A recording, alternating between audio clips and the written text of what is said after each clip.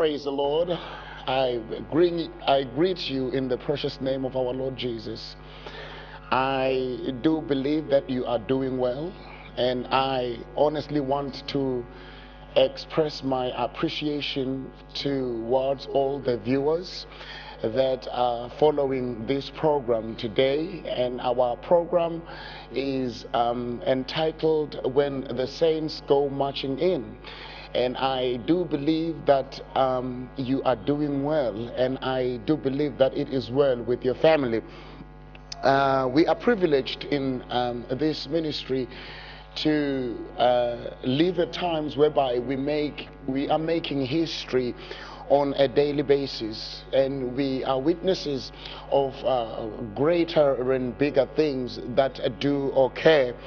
And as we are witnesses to these things, I do believe that we must be seen very committed in the service of the Lord. Now, I trust that as we carry on, you will be seen to be receiving encouragement. Today I am so honored in speaking to us on a book that is entitled Speaking in Heavenly Tongues of Fire. We are on page 149, and we are going to be speaking about heavenly tongues of fire and the circumstances surrounding thereto. We are in page 149, and as we pray, I trust that if you've got this book, you will get it, a copy of your book, and then we will pray together. Page 149 reads thus: When a man is born again, he is born in the new order of existence, not of flesh, but filled with the Holy Spirit, and becomes God's nature with power to inherit what belongs to heaven. And you must know that heaven and earth belongs to God. God created them, and if we are born again, we have to speak in our heavenly language through the power of the Heavenly Spirit, because we are now spirit beings. Even though we have minds and live in physical bodies on this earth, yet we are not of the earth. As I mentioned above, that my daughter Jane is an American. She does not belong to Kenya with her offsprings. We too are God's children, and we belong to heaven spiritually. The flesh that people see from outside is nothing but just clothing that put in to cover our spirit. Thank God, when we are born again, we do not belong to this world. We are a royal chosen generation, speaking in tongues, a royal language in tongues. The devil cannot overcome us again, not even understand our life style with God's Spirit in us. We are not the cheap people that Satan uses to twist around with oppression, cheat, and affliction. And we will never be afflicted with the world affliction, because we do not belong to the world, as written in the book of 1 Peter 2 verse 9.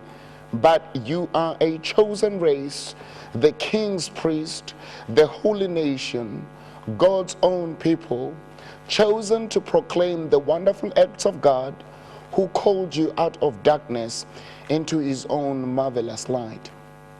You need to check yourself, because you might be reading this book with this fact that changes people's lives, but Satan must have blocked your understanding that you might put in practice what you are reading.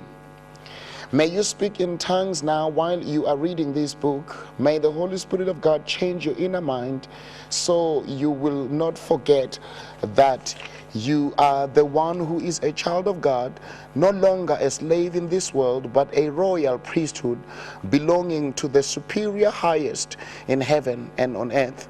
We belong to our kingdom, speaking our kingdom language, having our kingdom characters of our Father, which are patience, love, and kindness, as long as we are filled with the Holy Spirit and speak in tongues of fire. Now, ladies and gentlemen, we have a journey to go on today, because I am of the view that in recent times and in recent years, we have seen a growth of spiritual of the Holy Ghost inundating the saints of God, and we are experiencing a wave of revival as I speak. And I do believe that the God whom we serve is a God who is always revisiting his children. But now I have come to remind us today who we are in Christ and what we must be seen desiring. But the word of God in the book of 1 Timothy 2 verse 9 speaks expressly in the sense that we are the royal priesthood and we are a peculiar people. We are a people chosen to manifest the works of God here on earth, because God has since brought us into a marvelous light, and therefore we must manifest the works and the fruits of the Spirit here on earth. Let me by all means take you into the book of Galatians 5 and verse 22. These are the works that we must on a daily basis manifest, because sometimes we come into the service of the Lord, but we do not know who we are and what is expected of us. But I am of the view that you and I, as we are growing in the service of the Lord, we will learn who we are and where we have come from and where we are going to. Galatians 5 verse 22 reads thus: "But the fruits of the Spirit is love, joy, peace, long-suffering," excuse me, "gentleness, goodness, faith, meekness, temperance. Against such there is no law." Now, if you have been privileged to be filled with the Holy Ghost, there are certain things that you will manifest in your own life, and such things are written in Galatians 5:22, and he says, "But against such there is no law." I am privileged today to bring us into a position whereby we will know who we are and what is expected of us. Excuse me. Now, if you are a peculiar person, you will discover that you will manifest peculiar things. You will but for a good purpose and in a good way, because there are things that we can manifest that are peculiar but in a negative way. But what you will see is when the enemy is driving you up against the wall and expects you that you should respond negatively, I am privileged to inform you and to build you up and to let us know that as a church we are a peculiar people whose fruits that we must manifest are temperance, where the enemy is pushing us up against the wall, when people are working so very much against us. I am delighted to put it across to us today that we have a God who when he favors us, he will bring us into a place whereby we will not entertain the works of the flesh, but we will show forth the works of the Spirit. What does 1 Peter 2 verse 9 says? It speaks vividly in terms of showing us and telling us that, but you are a chosen race. You are the king's priest, the holy nation, and God's own people, chosen to proclaim the wonderful acts of God. Now, dearly beloved, I do believe that we are chosen that we may make manifest the wonderful acts of God, because we are a peculiar people. We are a people that are called on to do the will and the purpose of God here on earth. And therefore, in the most awkward of times, in the most trying of circumstances, what we've got to understand is to know that we are a chosen generation and a royal priesthood. I wonder if the Lord favors you with time, if you can come with me into the book of Exodus chapter 19 and verse 5, whereby it says, now therefore, if you will obey my voice indeed, and keep my covenant. You see, there is obedience, but if you do not keep the covenant which God has got with his people, then it means that we are partially obeying the law of God. But he says, if you will obey, and obedience means to fully implement and do the will and the purpose of God in the most trying of times. But he says, if you will obey my commandment and obey my voice indeed, if you are going to obey his commandment, you've got to obey him indeed. And I like that. And he says, if you will keep my covenant, then you shall be a peculiar treasure. Hallelujah. Unto me above all people. You see, if you obey the commandment of God, God will lift you up above all people, and he will bring you into a position whereby he will tell you that the earth is his and it belongs to him. He says, the earth is mine and it belongs unto me. But moreover, what you've got to understand is that if you obey his covenant, then you will be a peculiar treasure. Now, I have come to bring somebody out from the woods today, and I have come to make us aware that your calling, you are just not called for the mere fun of it. You are called that you may become a peculiar treasure in the house of the Lord, provided you are able to obey his covenant. And if you are able to obey his voice, you must do so indeed. Now, I am honored and to bring us into a position whereby we will know that he will promote us above all people. That is what he says. He says, for all the earth is mine. Now, what we've got to understand is that God has got a kingdom of priests that he is introducing into this generation. He is bringing up a royal priesthood, and he is bringing us out as a kingdom of priests. Now, we must at all cost try and endeavor to come into his presence with the knowledge that shortcomings we will have, but above all, it is God's will that we may get to the position whereby we get to understand that what we must produce is of a a peculiar nature, because God is building up his people, and he is bringing us into a position whereby people can look at us and say, well and truly, something great is happening in the life of so and so.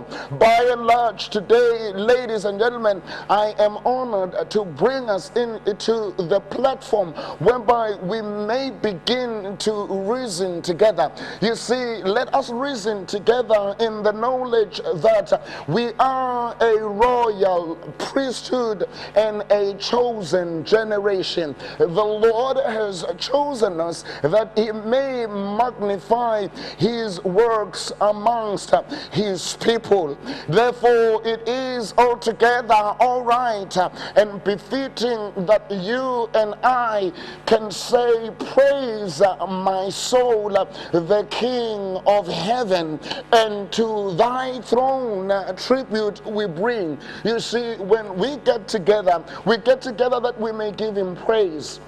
We get together that we may manifest his glory in our own lives. Now today I am privileged and I am honored to bring to our knowledge that the earth belongs unto God, because he says in his word that who shall ascend unto the hill of the Lord. Why? Because he says the earth is mine and the fullness thereof. Therefore, if we know that God is building up the earth for the furtherance of his own kingdom, then we will come to understand that it is his will that we must follow that which he purposes. And our prayer today is based on the fundamental principles that when a man is born again, he comes into a new order of existence, not of the flesh, but filled with the Holy Spirit. He becomes God's nature with the power to inherit heavenly things. Now, let me bring you into it today, and I'm enjoying bringing you into this very platform today, because we must by all means inherit that which belongs to the children of God, because God has spoken it in his word, and his word cannot lie. I dare you right now to remember that we have been brought into a situation whereby the enemy has come into accusing us. But I want to take you into the book of Revelation chapter 12 and verse 10. And the word of God says, the enemy is the accuser of the brethren. You see, when the enemy comes and brings you into a position whereby he will accuse you, let me be honest with you and tell you what God has promised in his word. He says, if you will indeed obey my voice and keep my covenant. You see, it is possible for you and I to keep his covenant in the middle of the storm. When the circumstances are trying, it is possible that we can still obey his word and keep his commandment. The mere fact that the enemy has accused you does not mean that you have got to give up. You've got to remind him and tell him, devil, you are the accuser of the brethren, and you have been doing so from the beginning of all time. Now, therefore, I will not be moved, because I will dwell in the presence of the Lord in the knowledge that whatsoever he said in his word, it will be applicable to me as well. And if he has said in his word in Exodus chapter 19 verse 5, he says we are a peculiar treasure. But in verse 6, he promises and he says, "Ye shall be unto me a kingdom of priests and holy nation, and these are the words which thou shalt speak unto the children of Israel." We are today's Israel. We are the church. What you've got to understand is that in our modern day and time, we've got to come to understand that Exodus 19 verse 6 tells us clearly that God is building up a kingdom of priests. And may it be your portion today that you may join in this royal priesthood, because it is God's will and it is God's purpose that you may come into his presence with the knowledge that the God whom we serve is a God that is building up a kingdom of a royal priesthood. And may it be your portion, because now what you've got to understand is that it could be that the enemy has accused you. If you go with me into the book of Proverbs chapter 30 and verse 10, it says, "Accuse not a servant unto his master, lest he curses you and thou be put into shame." Now therefore, whosoever has accused you, it could be that they've accused you into your master, but what you will have got to understand is that it is your legal right to go to the throne of grace and tell your God that I appeal to the God who said in Proverbs 30 verse 10 that I will not be accused in my master's presence. Before anything else, I have got the legal right to let the weapons backfire because I stand accused. Now, what you've got to understand is that you have done so much good in the land of the living, but the enemy has used the good that you have done for people, and he has used it to kick you on your teeth. But let me build you up once more, because I believe and I know that the word of God says in the book of Proverbs chapter 17 and verse 13 that whosoever rewardeth good for evil, evil will not depart from his house. See, carry on doing that which is right and suitable in the sight of God, because God is building up a kingdom of priests. But I want us to understand by all means that we serve a God who does not forget the goodness that we have done in the land of the living. But now oftentimes we choose the wrong ways and we follow the oppressor. You see, when your enemies come in and they do evil in your life, oftentimes we want to retaliate. But let me tell you one thing, that vengeance is mine, says the Lord. But you carry on in doing that which is right and that which is suitable in his sight. Proverbs chapter 3 and verse 31 says it very clearly. He says, "Choose not the ways of the oppressor, and envy none of his ways." Well and truly today, my dearly beloved, I know and I understand and I am of sympathy towards you, because you have been brought into the situation and it is not a situation of your own making. But may I pray with you today that you may never forfeit your inheritance, that you may not lose your blessings because the enemy has pushed you against the wall. I am here to build you up today, not because I know better than you do, but because I have been called for such a time as this, that we may walk this journey together. In closing, I want to pray and remind us what Psalms 24 says into the ears of those who will hear what the Lord has got to say amongst the beloved. He says, "The earth is the Lord's and the fullness thereof, the world and they that dwell therein. For he had founded it upon the seas and established it upon the floods. Who shall ascend unto the hill of the Lord, and who shall stand in his holy place? He that hath clean hands and a pure heart, who hath not lifted up his soul unto vanity, nor sown deceitfully." I pray today that you will not make any deceitful commitments. I pray today that you will keep your hands clean.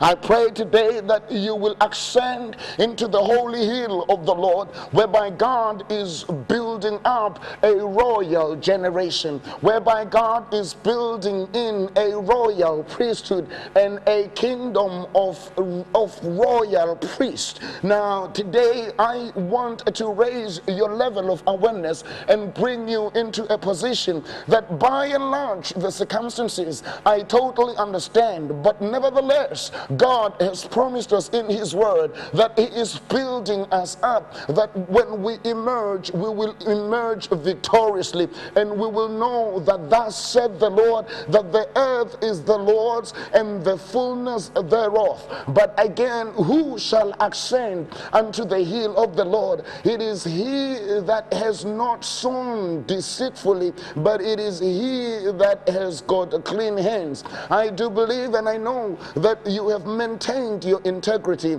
and you are okay. And I do believe that the season means that you are due and overdue for promotion. Let me bring you into it today and tell you that God is promoting you, and he wants you to ascend unto the hill of the Lord, because he had founded the earth upon the seas and he had established it upon the floods. I want you to know that when the floods are coming in and the storms of life are raging over you, it means that you are being established, because God establishes things when the floods begin to come and inundate us. It is then that the Lord will begin to build us up. I trust you have been exalted, and I trust that I will not leave you feeling sorry for yourself. I do believe that the God whom we serve will bring you into a position whereby you will say, Jesus, that name, I know that when I mention that name, everything all around me will change. But as I depart the shores of this program, I pray that you will pray this prayer with me and say that now may the Lord bless thee and keep thee. Now may the Lord whom I serve be gracious unto thee. Now may the Lord ordain peace for thee and keep thee in perfect peace. Now may the Lord lift and improve your countenance until Jesus comes. Say with me that surely goodness and mercy will follow me all the days of my lives, and I will dwell in the house of the Lord until Jesus comes. Say, now may the grace of the Lord, the love of God, and the sweet fellowship of the Holy Spirit be with us until Jesus comes. May the Lord richly bless you, and shalom. We will speak again soon.